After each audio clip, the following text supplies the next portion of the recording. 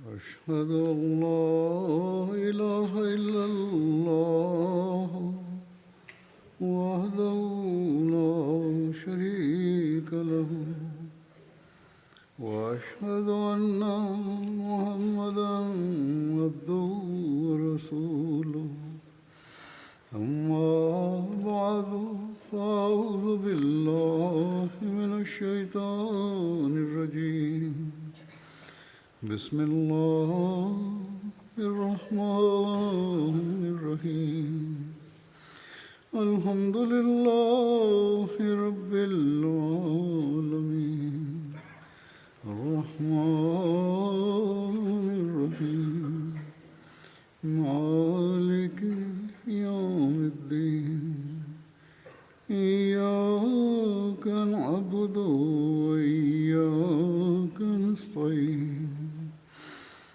اهدنا الصراط المستقيم صراط الذين أنعمت عليهم غير المغضوب عليهم ولا الضالين. ബദരി സഹാബാക്കളുടെ ചരിത്രം, അവരോരോരുത്തരെയും കുറിച്ചുള്ള വ്യക്തിപരിചയം, അവരുടെ ത്യാഗങ്ങൾ തുടങ്ങിയവ സംബന്ധിച്ച് ഞാൻ മുമ്പ് ഒരു ഖുതുബ പരമ്പര നിർവഹിക്കുകയുണ്ടായി. എന്നാൽ അത് സംബന്ധിച്ച് പലരും എനിക്ക് കത്തെഴുതി തങ്ങളുടെ ആഗ്രഹം പ്രകടിപ്പിച്ചത് തിരുനബി സല്ലല്ലാഹു അലൈഹി വസല്ലമയുടെ ചരിത്രം കൂടി വിവരിക്കുകയാണെങ്കിൽ നന്നായിരിക്കും.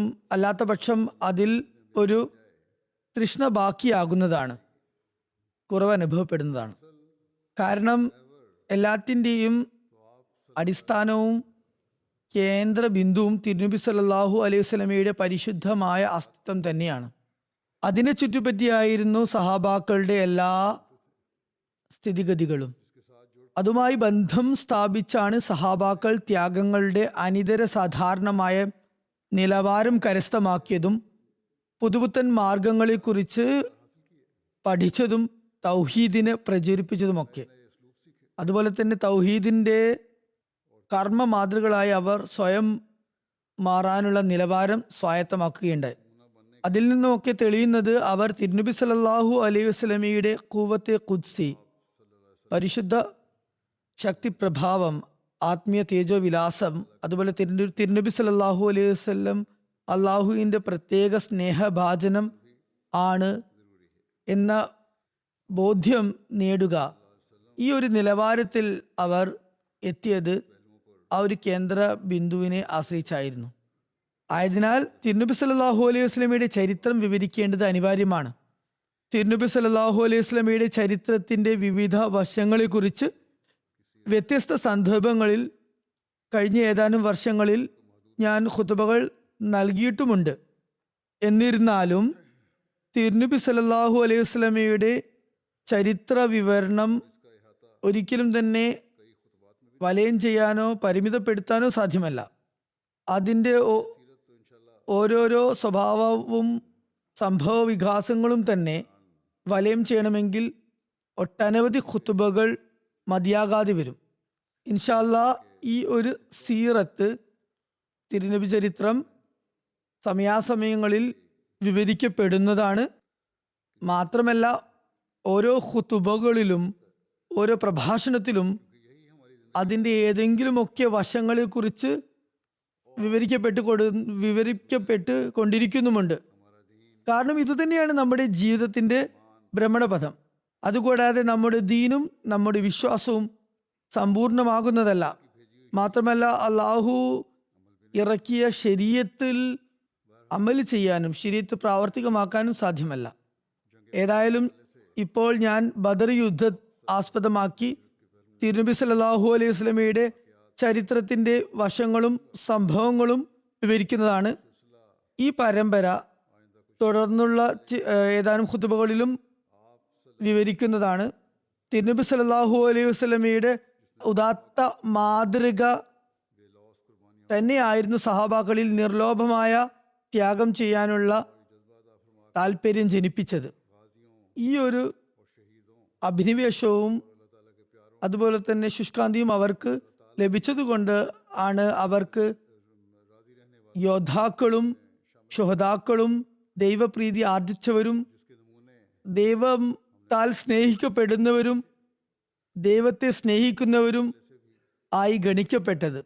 അതിൻ്റെ വ്യത്യസ്ത മാതൃകകൾ നാം നമ്മുടെ ജീവിതങ്ങളിലും കണ്ടതാണ്.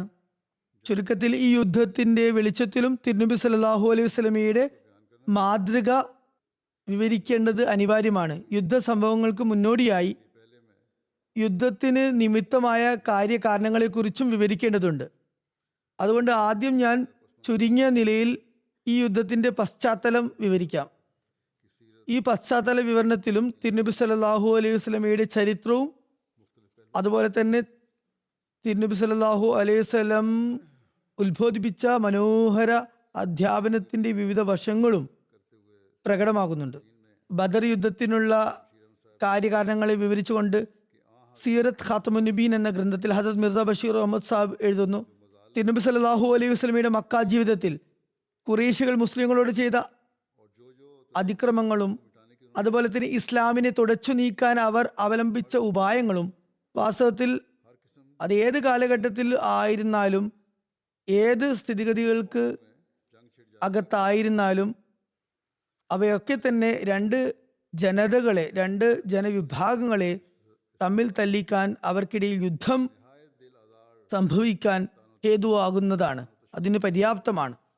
ചരിത്രത്തിൽ നിന്നും തെളിയുന്നത് വളരെ അവഹേളിക്കുന്ന തരത്തിലുള്ള പരിഹാസങ്ങളും അപഹാസ്യങ്ങളും അതുപോലെ തന്നെ വളരെയേറെ മനോവിഷമമുണ്ടാക്കുന്ന കുത്തുവാക്കുകളും ശാപം ചൊരിയലുമൊക്കെ ഉണ്ടായതിനു പുറമെ മക്കയിലെ കാഫിരീങ്ങൾ മുസ്ലിങ്ങളെ ഏകദൈവത്തെ ആരാധിക്കുന്നതിൽ നിന്നും അതുപോലെ തന്നെ തൗഹീദ് ദൈവത്തിൻ്റെ ഏകത്വത്തെ പ്രഘോഷിക്കുന്നതിൽ നിന്നും ബലാത്കാരമായി വിലക്കുകയുണ്ടായി. അവരെ വളരെ നിർദാക്ഷിണ്യം മർദ്ദിക്കുകയും വധിക്കുകയും ചെയ്തു. അവരുടെ സമ്പത്തും ആസ്തിയും അന്യായമായ നിലയിൽ പിടിച്ചടക്കി. അവർക്കെതിരെ ബോയ്ക്കോട്ട് ചെയ്തുകൊണ്ട്, അവരെ ബഹിഷ്കരിച്ചുകൊണ്ട് അവരെ നശിപ്പിക്കാനും ഉന്മൂലനം ചെയ്യാനുമുള്ള ശ്രമങ്ങൾ നടത്തി. അവരിൽ ചിലരെ നിഷ്ഠൂരമായി കൊലപ്പെടുത്തി. അവരുടെ സ്ത്രീകളെ അപമാനിച്ചു. എത്രത്തോളം എന്നാൽ ഈ ദ്രോഹങ്ങളിൽ നിന്നും രക്ഷ ലഭിക്കാതെ അസ്വസ്ഥരായിക്കൊണ്ട് നിരവധി മുസ്ലിങ്ങൾ മക്ക ഉപേക്ഷിച്ച് അബീസീനിയയിലേക്കും പലായനം ചെയ്തു. എന്നിട്ടും ഖുറൈശികൾ അവിടം കൊണ്ട് നിർത്തിയില്ല. അബിസീനിയ രാജാവായ നജ്ജാഷിയുടെ സവിധത്തിലേക്ക് തങ്ങളുടെ ഒരു സംഘത്തെ അവർ അയക്കുകയും എങ്ങനെയെങ്കിലും ഈ ഹിജ്റത്ത് ചെയ്ത് വന്നവരെ മക്കയിലേക്ക് തിരിച്ചെത്തിക്കാനുള്ള സംവിധാനം ഒരുക്കാൻ വേണ്ടിയുള്ള ശ്രമങ്ങൾ നടത്തുകയും ചെയ്തു. ഖുറൈശികൾ കരുതിയിരുന്നത് ഒന്നുകിൽ അവരെ ഇസ്ലാമിൽ നിന്ന് പിന്തിരിപ്പിക്കുന്നതിൽ വിജയം നേടണം, അല്ലെങ്കിൽ അവരെ എന്നേക്കുമായി ഇല്ലായ്മ ചെയ്യണം എന്നായിരുന്നു.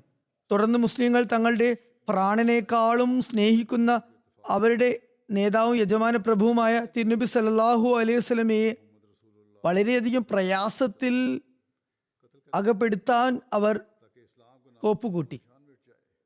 അങ്ങനെ അവർ പലതരത്തിലുള്ള പ്രയാസങ്ങളിലും തിരുനബിയെ അകപ്പെടുത്തി. ഖുറൈശികളുടെ ബന്ധുക്കളും കുടുംബക്കാരും തായിഫിൽ വെച്ച് തിരുനബി സല്ലല്ലാഹു അലൈഹി വസല്ലം അള്ളാഹു എന്ന പേര് ഉച്ചരിച്ചപ്പോൾ അതിൻ്റെ പേരിൽ തിരുനബിയെ ശിലാവർഷം നടത്തി ദ്രോഹിച്ചു. അങ്ങനെ ആ കല്ലേറ് കാരണം തിരുനബിയുടെ ദേഹമാസകലം രക്തം കിനിഞ്ഞു. ഒടുക്കം മക്കയുടെ പാർലമെന്റ്, മക്കയുടെ എല്ലാ ഗോത്ര പ്രമാണികളും പ്രതിനിധികളും എല്ലാം തന്നെ ഒരുമിച്ച് ചേർന്നുകൊണ്ട് തിരുനബി സല്ലല്ലാഹു അലൈഹി വസല്ലമയെ വധിക്കാൻ വേണ്ടി, അതുപോലെ തന്നെ അങ്ങനെ ഇസ്ലാമിനെ ഭൂമുഖത്തു നിന്ന് തുടച്ചു നീക്കുന്നതിന് വേണ്ടി, തൗഹീദിനെ എന്നേക്കുമായി ഉന്മൂലനം ചെയ്യുന്നതിന് വേണ്ടി ഉള്ള ഉറച്ച തീരുമാനമെടുത്തു. പിന്നെ ഈ വധശ്രമത്തെ പ്രാവർത്തികമാക്കുന്നതിന് വേണ്ടി വിവിധ ഖുറൈശി സമൂഹത്തിൽപ്പെട്ട മക്കയിലെ യുവാക്കൾ രാത്രി സംഘമായി ചേർന്ന് തിരുനബി സല്ലല്ലാഹു അലൈഹി വസല്ലമയുടെ വീട് ആക്രമിക്കുകയുണ്ടായി. എന്നാൽ അള്ളാഹു തിരുനബി സല്ലല്ലാഹു അലൈഹി വസല്ലമയെ സംരക്ഷിക്കുകയുണ്ടായി. തിരുനബി സല്ലല്ലാഹു അലൈഹി വസല്ലം അവരുടെ കണ്ണിൽ പൊടിയിട്ടുകൊണ്ട് വീട്ടിൽ നിന്നും ഇറങ്ങുകയും സൗർ ഗുഹയിൽ അഭയം പ്രാപിക്കുകയും ചെയ്തു. ഈ ദ്രോഹപ്രവർത്തനങ്ങളും വധശ്രമങ്ങളും ഖുറൈശികളുടെ ഭാഗത്തു നിന്നുള്ള യുദ്ധാഹ്വാനം, അതുപോലെ യുദ്ധ പ്രഖ്യാപനം ആയിരുന്നില്ലേ, അതിനു പകരം ആയിരുന്നില്ലേ? ഇത്തരം ദൃശ്യങ്ങൾ മുന്നിൽ വെച്ചും ബുദ്ധിമാനായ ഒരാൾക്ക് മക്കയിലെ ഖുറൈശികൾ ഇസ്ലാമിനും മുസ്ലിങ്ങൾക്കും എതിരിൽ സംഘടിച്ചില്ല എന്ന് ചിന്തിക്കാൻ കഴിയുമോ? ഖുറൈശികളുടെ മുസ്ലിങ്ങൾക്ക് നേരെയുള്ള ഈ ആക്രമണങ്ങൾ മുസ്ലിങ്ങൾ പ്രതിരോധ യുദ്ധം ചെയ്യാൻ മതിയായ കാരണമായിരുന്നില്ലേ? ലോകത്ത് ആത്മാഭിമാനമുള്ള ഏതെങ്കിലും ഒരു സമൂഹം സ്വയം ആത്മഹത്യക്ക് തയ്യാറെടുക്കാത്തിടത്തോളം ഇത്തരത്തിലുള്ള അവസ്ഥയുണ്ടാകുമ്പോൾ ഖുറൈശികൾ മുസ്ലിങ്ങൾക്ക് നൽകിയ ഇത്തരത്തിലുള്ള അൾട്ടിമേറ്റം, അന്ത്യശാസനം സ്വീകരിക്കാതെ പിന്മാറുമോ? തീർച്ചയായും മുസ്ലിങ്ങളുടെ സ്ഥാനത്ത് മറ്റേത് സമൂഹമായിരുന്നെങ്കിലും ഇതിനേക്കാൾ എത്രയോ മുമ്പ് തന്നെ അവർ ഖുറൈശികൾക്കെതിരിൽ യുദ്ധം രംഗത്തേക്ക് വരുമായിരുന്നു. എന്നാൽ മുസ്ലിങ്ങൾക്ക് അവരുടെ യജമാനന്റെ ഭാഗത്തു നിന്നും ക്ഷമയുടെയും സഹനത്തിന്റെയും കൽപ്പനയാണ് ഉണ്ടായിരുന്നത്. ഇപ്രകാരം വന്നിരിക്കുന്നു: മക്കയിലെ ഖുറൈശികളുടെ ദ്രോഹം അതിര് കടന്നപ്പോൾ അബ്ദുറഹ്മാൻ ബിൻ ഔഫും മറ്റു സഹാബാക്കളും തിരുനബി സല്ലല്ലാഹു അലൈഹി വസല്ലമയുടെ സവിധത്തിലെത്തി ഖുറൈശികൾക്കെതിരെ അംഗം വെട്ടാനുള്ള അനുമതി ചോദിച്ചു. അപ്പോൾ തിരുനബി സല്ലല്ലാഹു അലൈഹി വസല്ലം പറഞ്ഞു, ഇന്നി ഉമിർതു ബിൽ അഫി ഫലാ തുഖാതിലു. അതായത്, എനിക്ക് ഇതുവരെയും സഹനത്തിനെ കുറിച്ചുള്ള കൽപ്പനയാണ് ലഭിച്ചിട്ടുള്ളത്, അതുകൊണ്ട് നിങ്ങൾക്ക് യുദ്ധം ചെയ്യാനുള്ള അനുമതി എനിക്ക് നൽകാനാകില്ല. തുറന്ന സഹാബാക്കൾ ദീനിന്റെ മാർഗത്തിൽ എല്ലാത്തരം പ്രയാസങ്ങളും അവഹേളനങ്ങളും സഹിക്കുകയുണ്ടായി. എന്നിട്ടും അവർ ക്ഷമയുടെ കോന്തല കൈവിട്ടില്ല. എത്രത്തോളം എന്നാൽ ഖുറൈശികളുടെ അക്രമങ്ങളുടെ പരിധി, എല്ലാ അതിരുകളും ലംഘിക്കുകയുണ്ടായി. അങ്ങനെ ഒടുക്കം ദൈവദൃഷ്ടിയിൽ ന്യായപൂർത്തിയുടെ സമയം വന്നെത്തി. അപ്പോഴാണ് അള്ളാഹു തന്റെ ദാസനോട് കൽപ്പിച്ചത്, നീ ഈ പ്രദേശം വിട്ടു പോകുക. ഇപ്പോൾ കാര്യങ്ങൾ ക്ഷമയുടെ പരിധി കടന്നിരിക്കുന്നു. അക്രമകാരികൾക്ക് തങ്ങളുടെ ചെയ്തികൾക്കുള്ള തിക്തഫലം ലഭിക്കേണ്ട സമയം സമാഗതമായിരിക്കുന്നു. ചുരുക്കത്തിൽ തിരുനബി സല്ലല്ലാഹു അലൈഹി വസല്ലമയുടെ ഹിജ്റത്ത് ഖുറൈശികളുടെ അൾട്ടിമേറ്റം സ്വീകരിച്ചതിനുള്ള ഒരു ലക്ഷണമായിരുന്നു. അതിൽ അള്ളാഹുവിന്റെ ഭാഗത്ത് നിന്നും ഒരു യുദ്ധവിളംബരത്തിന്റെ ഗോപ്യമായ സൂചനയുണ്ടായിരുന്നു. അത് മുസ്ലിങ്ങളും നിഷേധികളും കാഫിര്യങ്ങളും ഒരുപോലെ മനസ്സിലാക്കിയിരുന്നു. നോക്കുക, കാബയുടെ അടുത്ത് ഖുറൈശികൾ കൂടിയാലോചന നടത്തുന്ന ദാറുൻ നദ്വയിൽ അവർ കൂടിയാലോചന നടത്തുമ്പോൾ ഒരാൾ തിരുനബി സല്ലല്ലാഹു അലൈഹി വസല്ലമയെ മക്കയിൽ നിന്ന് പുറത്താക്കാം, നാട് കടത്താം എന്ന് അഭിപ്രായപ്പെട്ടു. എന്നാൽ ഖുറൈശി മൂപ്പന്മാർ തിരുനബി സല്ലല്ലാഹു അലൈഹി വസല്ലം മക്കയിൽ നിന്ന് പുറത്തു പോയാൽ തീർച്ചയായും മുസ്ലിങ്ങൾ ഇത് നമ്മുടെ അൾട്ടിമേറ്റം ആണെന്ന് കരുതി നമുക്കെതിരിൽ യുദ്ധഭൂമിയിലേക്ക് ഇറങ്ങുമെന്ന് മനസ്സിലാക്കിക്കൊണ്ട് ആ പ്രസ്തുത അഭിപ്രായത്തെ അവർ തള്ളിക്കളഞ്ഞു. മദീനയിലെ അൻസാറുകൾക്ക് മുന്നിൽ ബൈത്തെ അഖബ സാനിയുടെ അവസരത്തിലും തിരുനബി സല്ലല്ലാഹു അലൈഹി വസല്ലമിന്റെ ഹിജ്റത്തിനെ കുറിച്ചുള്ള വിഷയം വന്നപ്പോൾ അവർ പെട്ടെന്ന് തന്നെ പറഞ്ഞത്, ഇതിനർത്ഥം ഞങ്ങൾ എല്ലാ അറബികൾക്കുമെതിരിൽ യുദ്ധം ചെയ്യാൻ തയ്യാറാകണമെന്നാണോ? തിരുനബി സല്ലല്ലാഹു അലൈഹി വസല്ലം മക്കയിൽ നിന്ന് പുറപ്പെടുകയും മക്കയുടെ കെട്ടിടങ്ങളെ വളരെ ദുഃഖത്തോടെ വീക്ഷിക്കുകയും ചെയ്തുകൊണ്ട് പറഞ്ഞത്, അല്ലയോ മക്ക, നീ എല്ലാ ദേശങ്ങളെക്കാളും എനിക്ക് പ്രിയങ്കരമാണ്. എന്നാൽ നിന്റെ നാട്ടുകാർ എന്നെ ഇവിടെ നിൽക്കാൻ അനുവദിക്കുന്നില്ല. അപ്പോൾ അബൂബക്കറും ഇങ്ങനെ പറഞ്ഞു, അവർ അള്ളാഹുവിന്റെ റസൂലിനെ സ്വദേശത്തു നിന്ന് പുറത്താക്കിയിരിക്കുന്നു. ഇനി തീർച്ചയായും ഇവർ നാശമടയുന്നതാണ്. ചുരുക്കത്തിൽ തിരുനബി സല്ലല്ലാഹു അലൈഹി വസല്ലം മക്കയിൽ താമസിച്ച സമയം അത്രയും എല്ലാ തരത്തിലുള്ള ദ്രോഹങ്ങളും സഹിക്കുകയാണ് ചെയ്തത്. എന്നാൽ ഖുറൈശികൾക്കെതിരിൽ ഒരിക്കലും വാളുയർത്തുകയുണ്ടായില്ല. കാരണം ഖുറൈശികൾക്കെതിരിൽ എന്തെങ്കിലും നടപടി സ്വീകരിക്കണമെങ്കിൽ ദൈവിക നടപടിക്രമമനുസരിച്ച് ആദ്യം അവർക്കുമേൽ ന്യായപൂർത്തി വരുത്തേണ്ടത് അനിവാര്യമായിരുന്നു. അതിന് കാലവിളംബം അനിവാര്യമായിരുന്നു. മറ്റൊരു കാര്യം, മുസ്ലിങ്ങൾ സഹനത്തിന്റെയും ക്ഷമയുടെയും മാതൃക അവസാനം വരെയും കാണിക്കണമെന്നും അതിനുശേഷം മൗനം പാലിക്കുന്നത് ആത്മഹത്യാപരമായി മാറുന്ന അവസ്ഥയിൽ എത്തണമെന്നും ദൈവേച്ഛയുണ്ടായി. അത് ഒരു ബുദ്ധിമാന്റെയും വീക്ഷണത്തിൽ ശ്ലാഘനീയമായ ഒരു കാര്യമായി ഗണിക്കാൻ സാധ്യമല്ല. മൂന്നാമത്തെ കാര്യം, മക്കയിൽ ഖുറൈശികളുടെ ഒരു തരത്തിലുള്ള ജനാധിപത്യ ഭരണകൂടമായിരുന്നു ഉണ്ടായിരുന്നത്. തിരുനബി സല്ലല്ലാഹു അലൈഹി വസല്ലം അന്നാട്ടിലെ ഒരു പൗരനായിരുന്നു. ചുരുക്കത്തിൽ രാഷ്ട്രീയപരമായ നന്മയ്ക്ക് അതുപോലെ തന്നെ ക്രമസമാധാനത്തിന് മക്കയിൽ താമസിക്കുന്നിടത്തോളം ഭരണകൂടത്തെ അനുസരിക്കുക എന്നുള്ളതായിരുന്നു അവലംബിക്കേണ്ടിയിരുന്നത്. അതുപോലെ തന്നെ സ്വന്തമായ നിലയിൽ ഒരിക്കലും ക്രമസമാധാനം തകരുന്ന കാര്യമൊന്നും ചെയ്യരുതായിരുന്നു. കാര്യങ്ങൾ സഹനത്തിന് പരിധി വിടുമ്പോൾ അവിടെ നിന്നും ഹിജ്റത്ത് ചെയ്യണമായിരുന്നു. നാലാമത്തെ കാര്യം എന്തായിരുന്നെന്നാൽ, അള്ളാഹുവിന്റെ കണ്ണിലും തിരുനബി സല്ലല്ലാഹു അലൈഹി വസല്ലമയുടെ ജനത ഖുറൈശികൾ തങ്ങളുടെ ചെയ്തികൾ നിമിത്തം ആപത്തുകൾക്ക് യോഗ്യത നേടുകയും അവരെ നശിപ്പിക്കുന്നതിനുള്ള സമയം സമാഗതമാകുകയും ചെയ്യുന്നതുവരെ തിരുനബി സല്ലല്ലാഹു അലൈഹി വസല്ലം അവർക്കിടയിൽ ഉണ്ടായിരിക്കേണ്ടതും അനിവാര്യമായിരുന്നു. ആ സമയം എത്തിക്കഴിഞ്ഞാൽ തിരുനബി സല്ലല്ലാഹു അലൈഹി വസല്ലം പിന്നെ അവിടെ നിന്ന് ഹിജ്റത്ത് ചെയ്യണം. കാരണം ദൈവിക ചര്യ അനുസരിച്ച് ഒരു പ്രവാചകൻ തന്റെ ജനതയിൽ ഉണ്ടായിരിക്കുന്നിടത്തോളം അവരെ ഉന്മൂലനാശം ചെയ്യുന്ന ഒരു ആപത്തും ഇറങ്ങുന്നതല്ല. അങ്ങനെ ഉന്മൂലനാശം ചെയ്യുന്ന ആപത്ത് ഇറങ്ങുന്ന സമയത്ത് ആ പ്രവാചകന് അവിടെ നിന്ന് പോകാനുള്ള കൽപ്പനയുണ്ടാകും. ഈ കാരണങ്ങളൊക്കെ കൊണ്ട് തന്നെ തിരുനബി സല്ലല്ലാഹു അലൈഹി വസല്ലമയുടെ ഹിജ്റത്ത് വിവിധ തരത്തിലുള്ള സൂചനകൾ നൽകുന്നുണ്ട്. എന്നാൽ ഖേദകരമെന്ന് പറയട്ടെ, ദ്രോഹികളായ ആ സമൂഹം അതൊന്നും തിരിച്ചറിഞ്ഞില്ല. അക്രമത്തിലും ദ്രോഹത്തിലും അവർ മുന്നേറി. ഖുറൈശ് ആ സമയത്തെങ്കിലും പിന്മാറിയിരുന്നെങ്കിൽ, ദീനീ കാര്യങ്ങളിൽ ബലാത്കാരം ഒഴിവാക്കിയിരുന്നെങ്കിൽ, മുസ്ലിങ്ങളെ സമാധാനത്തോടെ ജീവിക്കാൻ അനുവദിച്ചിരുന്നെങ്കിൽ, അർഹമുർ റഹീമീനായ അള്ളാഹു റഹ്മത്തുല്ലിൽ ആലമീനായ അവന്റെ റസൂലും തീർച്ചയായും അവർക്ക് മാപ്പ് നൽകുമായിരുന്നു. അറബികൾക്ക് അപ്രകാരമുള്ള രക്തച്ചൊരിച്ചിലിന്റെ ദൃശ്യങ്ങൾ കാണേണ്ടി വരുമായിരുന്നില്ല. പക്ഷെ വിധിതമായത് നടപ്പിൽ വരേണ്ടതും അനിവാര്യമായിരുന്നു. തിരുനബി സല്ലല്ലാഹു അലൈഹി വസല്ലമയുടെ ഹിജ്റത്ത് ഖുറൈശികളുടെ വിദ്വേഷങ്ങൾക്ക് തീയിൽ എണ്ണ ഒഴിക്കുന്നത് പോലെ അത് ആളിക്കത്താനുള്ള കാരണമായി. അതുകൊണ്ട് തന്നെ അവർ പൂർവോപരി ശക്തിയോടെ ഇസ്ലാമിനെ നശിപ്പിക്കുന്നതിന് വേണ്ടി ഇറങ്ങി പുറപ്പെട്ടു. മക്കയിലുണ്ടായിരുന്ന ദരിദ്രരും നിസ്സഹായരുമായ മുസ്ലിങ്ങൾക്ക് മേൽ ആക്രമണങ്ങൾ അഴിച്ചു വിടുന്നതിന് പുറമെ ഖുറൈശികൾ ചെയ്ത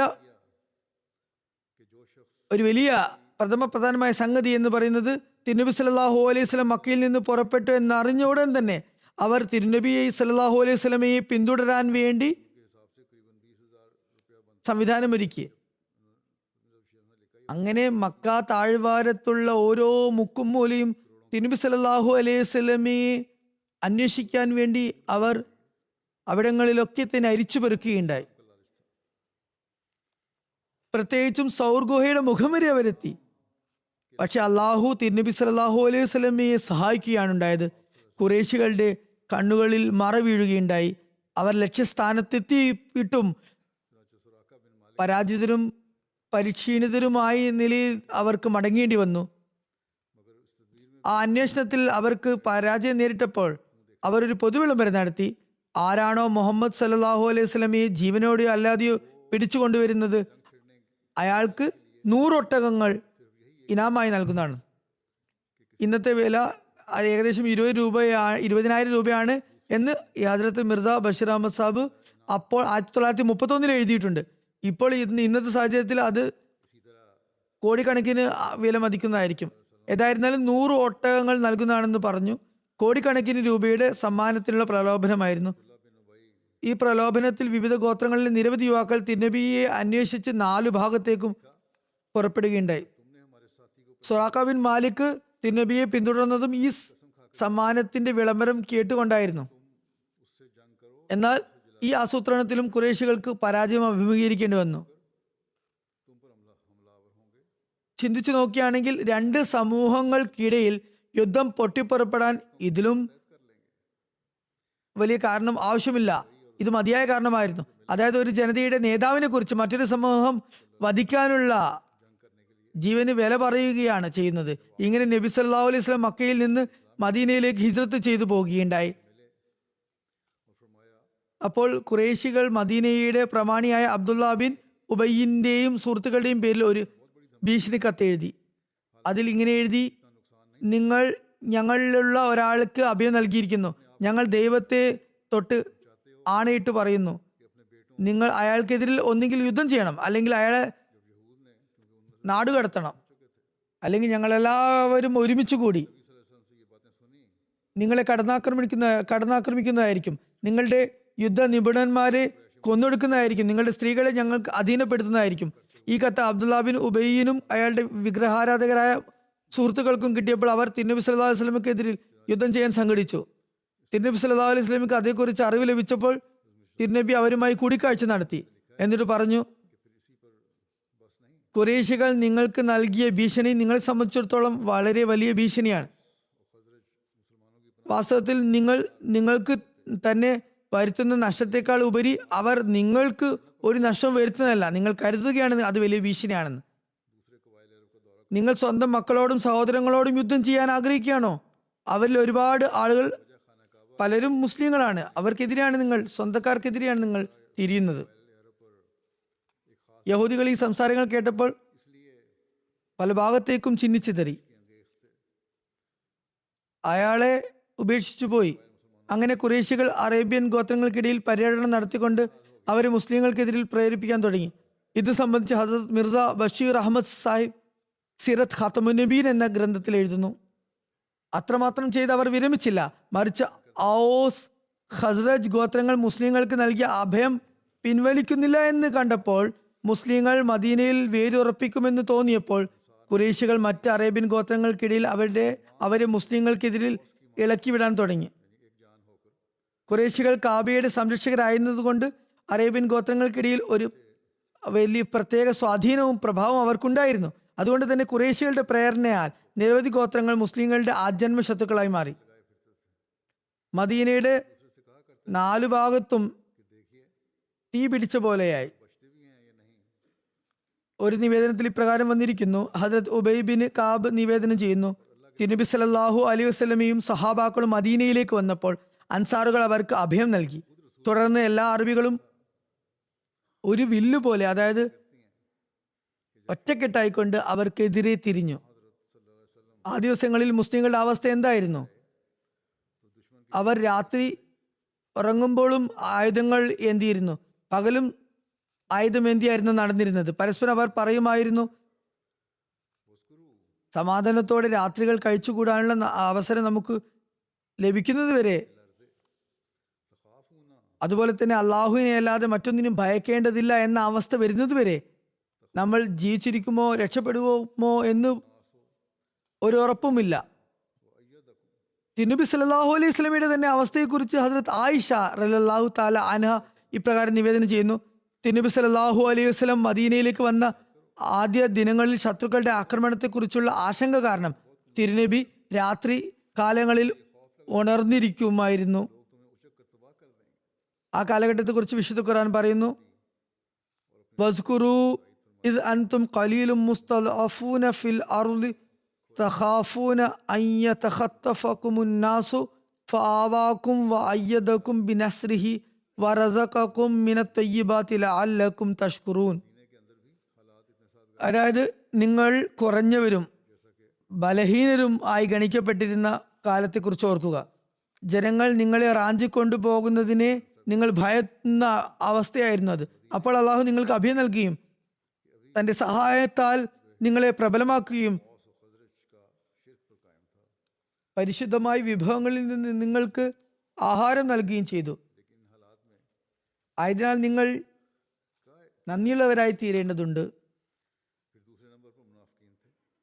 പുറമേ നിന്നുള്ള അപകടങ്ങളെക്കുറിച്ചുള്ള വിവരണമാണ് ഇവിടെ ഖുറാനിൽ പറഞ്ഞിട്ടുള്ളത്.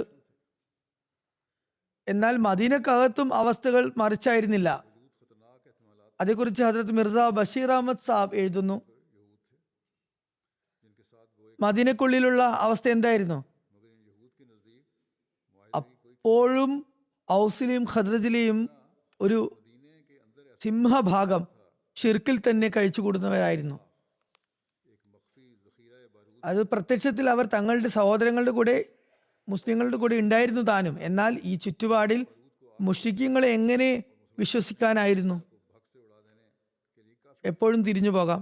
അതുപോലെ തന്നെ മറ്റു ഭാഗത്തുണ്ടായിരുന്നത് മുനാഫിക്കങ്ങളായിരുന്നു, കപടവിശ്വാസികളായിരുന്നു. അവർ പ്രത്യക്ഷത്തിൽ മുസ്ലിങ്ങളായിരുന്നെങ്കിലും തിരശ്ശീലക്കു പിറകിൽ ഇസ്ലാമിന്റെ ശത്രുക്കളായിരുന്നു.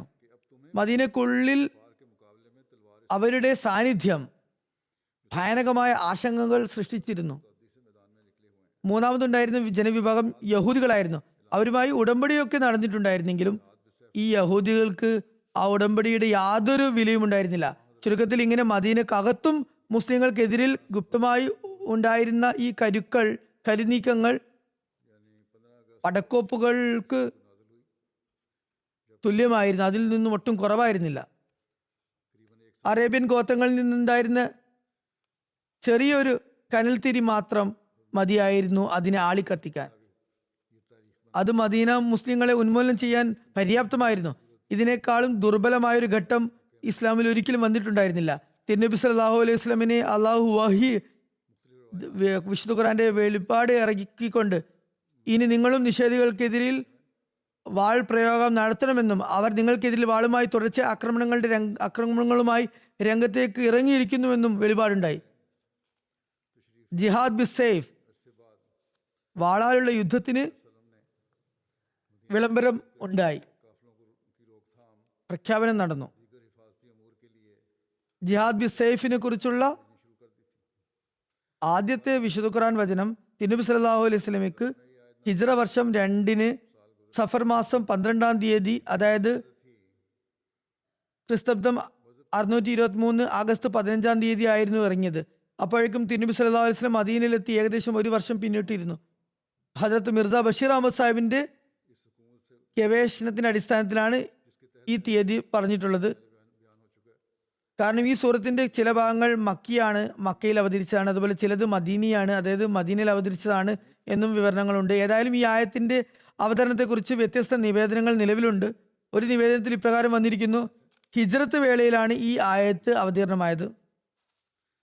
തിരുനബി സല്ലല്ലാഹു അലൈഹി വസല്ലം മദീനയിൽ വന്ന് കുറച്ചു കാലം കഴിഞ്ഞപ്പോൾ തിരുനബി മദീനയുടെ ചുറ്റുപാടും ഖുറൈശി സംഘങ്ങളെ തടയുന്നതിനും അവർക്ക് തടയണിടുന്നതിനും മറ്റു സുരക്ഷാ കാര്യങ്ങൾക്കും വേണ്ടി ആയുധധാരികളായ സംഘങ്ങളെ അയച്ചു തുടങ്ങിയിരുന്നു. ഏതായിരുന്നാലും ഹിജ്റത്തിന്റെ ആരംഭഘട്ടത്തിലോ 1 വർഷം കഴിഞ്ഞതിന് ശേഷമോ ഏതായാലും ഈ ആയത്ത് അവതരിച്ചത് മതത്തിനെതിരിൽ യുദ്ധം ചെയ്യുന്നവർക്ക് മറുപടി ആയി പ്രതിരോധ യുദ്ധം ചെയ്യാനുള്ള ആദ്യത്തെ അനുമതി എന്ന നിലക്കായിരുന്നു. തിരുനബി സല്ലല്ലാഹു അലൈഹി വസല്ലം തന്റെ ഭരണകൂടത്തിന്റെ പരിധിയിൽ നിന്നും പുറത്തു വന്നിട്ടുണ്ടായിരുന്നു. അപ്പോഴേക്കും മക്ക വിട്ടിരുന്നു. നേരത്തെ പറഞ്ഞതുപോലെ ഭരണകൂടത്തിന് കീഴിൽ കഴിയവേ അതിനെതിരിൽ യുദ്ധം ചെയ്യുന്നത് സാധ്യമായിരുന്നില്ല. ഇപ്പോൾ തിരുനബി സല്ലല്ലാഹു അലൈഹി വസല്ലമയുടെ സ്വന്തം ഒരു ഭരണകൂടം സ്ഥാപിതമായി കഴിഞ്ഞിരുന്നു. അള്ളാഹു നൽകിയ അനുമതിയെ സംബന്ധിച്ചുള്ള ആയത്തുകൾ സൂറ ഹജ്ജിലാണുള്ളത്.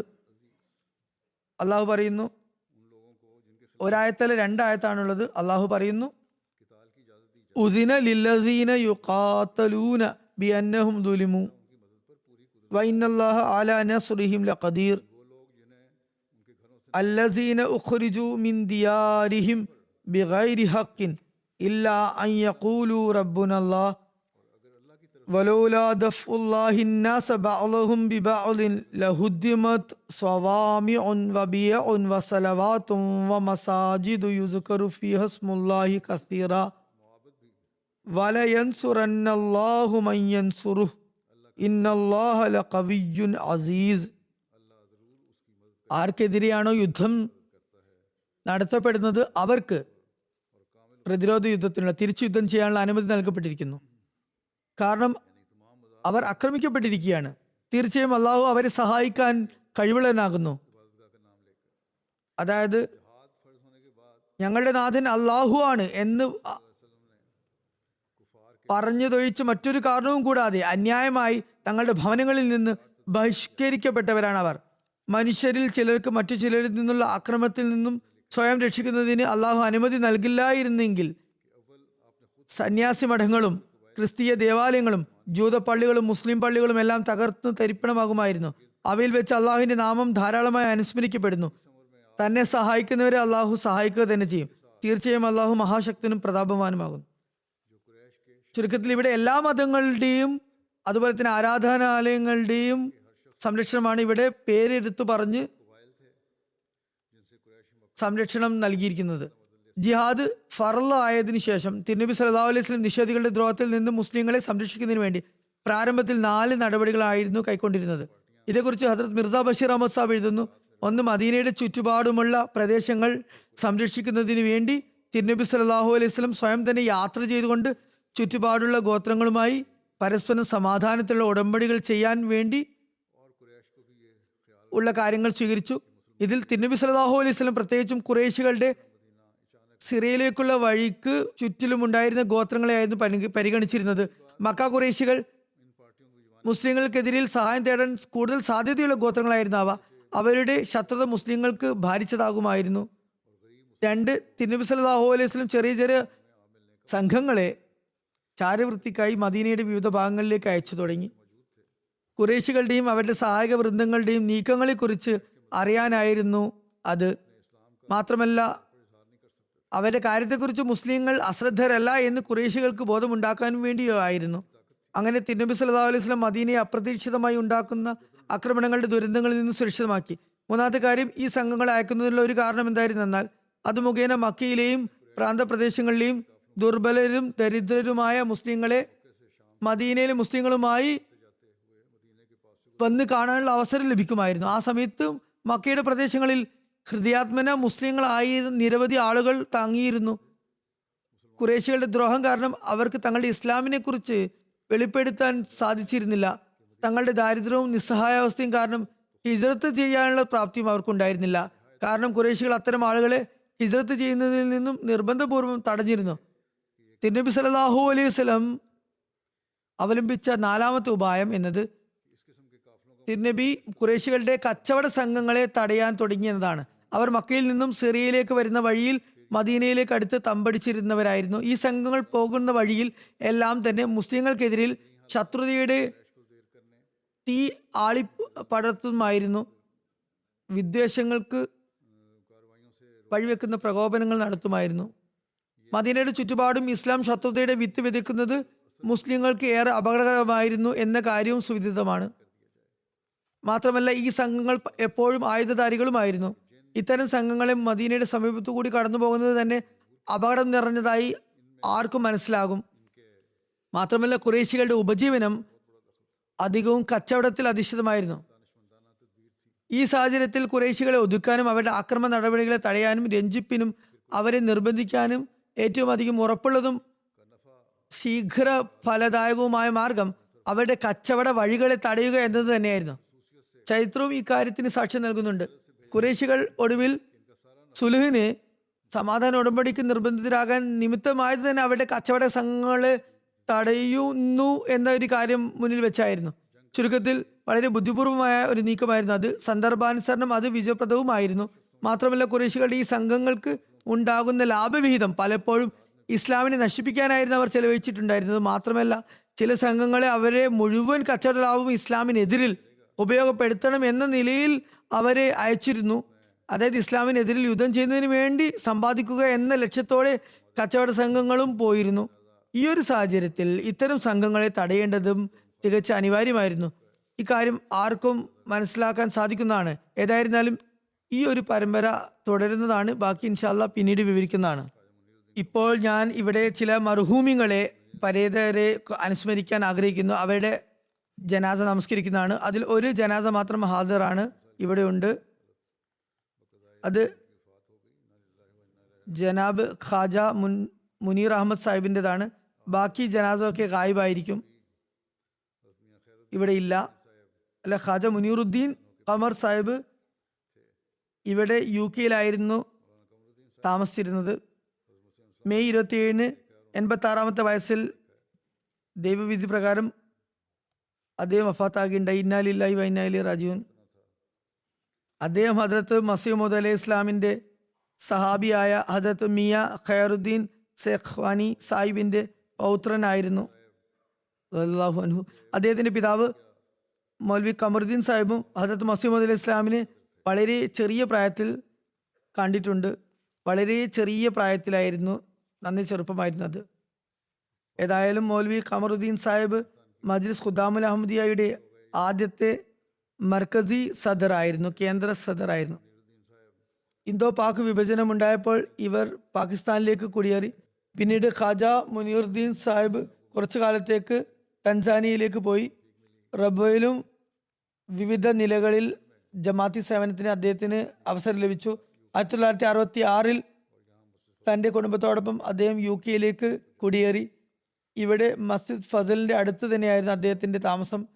പഴയ ആളുകൾക്കൊക്കെ നന്നായി അറിയാം. 4ാം ഖിലാഫത്ത് കാലഘട്ടത്ത് വളരെ സുദീർഘകാലം മസ്ജിദ് ഫസലിൽ ബാങ്ക് കൊടുക്കാൻ അദ്ദേഹത്തിന് തൗഫീഖ് ലഭിച്ചിരുന്നു. പരേതിന് മസ്ജിദ് ഫസൽ, ലണ്ടൻ, പട്നി എന്നിവിടങ്ങളിൽ സദർ ജമാഅത്തായും സേവനത്തിന് സൗഭാഗ്യം ലഭിച്ചിട്ടുണ്ട്. 1995 റിട്ടയർമെന്റിന് ശേഷം ജീവിതം വഖഫ് ചെയ്തു. കഴിഞ്ഞ 29 വർഷമായി വോളണ്ടിയറായി, അതായത് ശമ്പളമൊന്നും പറ്റാതെ തന്നെ ആദ്യം UK വക്കാലത്ത് തബ്ലീഗിലും പിന്നീട് പ്രൈവറ്റ് സെക്രട്ടറിയുടെ ഓഫീസിലും അദ്ദേഹത്തിന് സേവനത്തിലുള്ള അവസരം ലഭിക്കുകയുണ്ടായി. വഫാത്തിന് ഒരു ദിവസം മുമ്പും ലോഹർ നമസ്കാരം വരെയും ഓഫീസിൽ ജോലി ചെയ്തിരുന്നു. തുടർന്ന് നമസ്കാര ശേഷം വീട്ടിലെത്തിയതായിരുന്നു. 5 നേര നമസ്കാരത്തിൽ കൃത്യനിഷ്ഠത പുലർത്തുന്ന, മൗനപ്രകൃതനായ, സഹാനുഭൂതി പ്രകടിപ്പിക്കുന്ന, എല്ലാവരുമായും നല്ല സമ്പർക്കമുണ്ടായിരുന്ന, ആത്മാർത്ഥതയും കൂറുമുണ്ടായിരുന്ന വ്യക്തിയായിരുന്നു. മർഹൂം മൂസി ആയിരുന്നു. ഭാര്യയെ കൂടാതെ 2 ആൺകുട്ടികളും 2 പെൺകുട്ടികളും ഉണ്ട്. നിരവധി പേരക്കുട്ടികളുമുണ്ട്. UK അമീർ സാഹിബിൻ്റെ അമ്മാവനുമാണ്. അള്ളാഹു അദ്ദേഹത്തോട് കരുണയോടെയും പൊറുമയോടെയും വർത്തിക്കുമാറാകട്ടെ. അദ്ദേഹത്തിൻ്റെ പദവികൾ ഉയർത്തുമാറാകട്ടെ. ഇത് ജനാസ ഹാജറാണ്. ഇൻഷാ അല്ലാഹ് നമസ്കാരാനന്തരം അനുഷ്ഠിക്കുന്നതായിരിക്കും. രണ്ടാമത്തേത് ജനാസ ഗായിബ് ഉള്ളത് ഡോക്ടർ മിർസ മുബഷിർ അഹമ്മദ് സാഹിബിൻ്റെതാണ്. ഇദ്ദേഹം ഹസ്രത്ത് മുസ്ലിം മൗദ് റളിയല്ലാഹു അൻഹുവിൻ്റെ പൗത്രനും ഡോക്ടർ മുനവർ അഹമ്മദ് സാഹിബിൻ്റെയും മഹമ്മൂദ ബേഗം സാഹിബയുടെയും പുത്രനും അതുപോലെ തന്നെ ഹസ്രത്ത് നവാബ് മുബാറക്ക ബേഗം സാഹിബയുടെ മകളുടെ മകനുമാണ്. ഇദ്ദേഹം കഴിഞ്ഞ ദിവസം 79ാമത്തെ വയസ്സിൽ വഫാത്തായി. ഇന്നാലില്ലാഹി വ ഇന്നാ ഇലൈഹി റാജിഊൻ. അള്ളാഹുവിൻ്റെ അനുഗ്രഹത്താൽ അദ്ദേഹം മൂസിയായിരുന്നു. പ്രാഥമിക വിദ്യാഭ്യാസം റബ്വയിൽ ആയിരുന്നു. പിന്നീട് കിങ് എഡ്വേർഡ് മെഡിക്കൽ കോളേജിൽ നിന്നും MBBS നേടി ലാഹോറിൽ. കുറച്ചു കാലം റബ്വയിലെ ആശുപത്രിയിൽ ജോലി ചെയ്തു. തുടർന്ന് ഇവിടെ UK പഠനത്തിന് വേണ്ടി, ഉപരിപഠനത്തിന് വേണ്ടി വന്നു. റോയൽ കോളേജ് ഓഫ് സർജൻസ് എഡംബറയിൽ നിന്ന് 1970 PGയും FSCSും ചെയ്തു. വഖഫ് ആയിരുന്നു. തിരിച്ചുപോയി അവിടെ ഫദ്ൽ ഉമർ ഹോസ്പിറ്റലിൽ സേവന നിരതരായി. ഏകദേശം 50 വർഷക്കാലം ഇദ്ദേഹത്തിന് ജമാഅത്തി സേവനം അനുഷ്ഠിക്കാനുള്ള തൗഫീഖ് ലഭിച്ചു. അവിടെ നുസ്രത്ത് ജഹാൻ സ്കീമിന് കീഴിൽ സേവനം ചെയ്യുന്ന വഖഫ് ചെയ്ത ഡോക്ടർമാരിൽ ഏറ്റവും കൂടുതൽ കാലം സേവനം ചെയ്തത് ഇദ്ദേഹമോ അല്ലെങ്കിൽ ഇതിനേക്കാൾ കൂടുതൽ കാലം ഉണ്ടായിരുന്ന ഡോക്ടർ മിർസ മുനവർ അഹമ്മദ് സാഹിബിൻ്റെതോ ആണ്. ഏതായിരുന്നാലും ഇദ്ദേഹത്തിന് 50 വർഷം സേവനത്തിനുള്ള തൗഫീഖ് ലഭിച്ചു.